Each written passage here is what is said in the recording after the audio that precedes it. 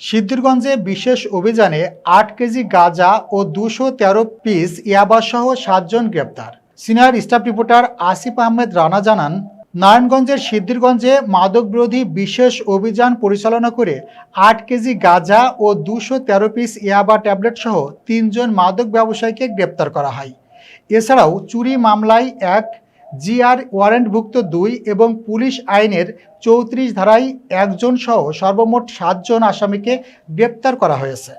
রোববার ২৪ মে থানা পুলিশের পক্ষ থেকে জানানো হয়, নারায়ণগঞ্জ জেলা পুলিশ সুপার জনাব মোহাম্মদ মিজানুর রহমান মুন্সির নির্দেশনায় এবং সিদ্ধিরগঞ্জ থানার অফিসার ইনচার্জ মোহাম্মদ এমদাদুল হকের নেতৃত্বে একটি সফল অভিযান পরিচালিত হয়।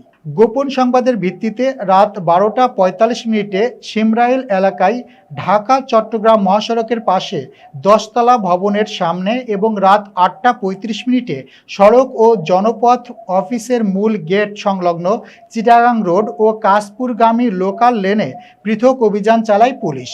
গ্রেপ্তারকৃত মাদক ব্যবসায়ীরা হলেন রিফাত হোসেন রতন, সাজ্জাদুর রহমান, সারোয়ার হোসেন ভূঁইয়া, প্রকাশ সারোয়ার। এছাড়াও প্রতন চুরি মামলায় আবির নামে এক আসামিকে গ্রেপ্তার করা হয়েছে। অন্যদিকে জিআর ওয়ারেন্টভুক্ত সাইফুল ইসলাম ও রুবেল হোসেনকে গ্রেপ্তার করা হয়। গ্রেপ্তারকৃতদের বিরুদ্ধে মাদকদ্রব্য নিয়ন্ত্রণ আইনে মামলা দায়ের করা হয়েছে। পরে তাদের আদালতে প্রেরণ করা হয়েছে।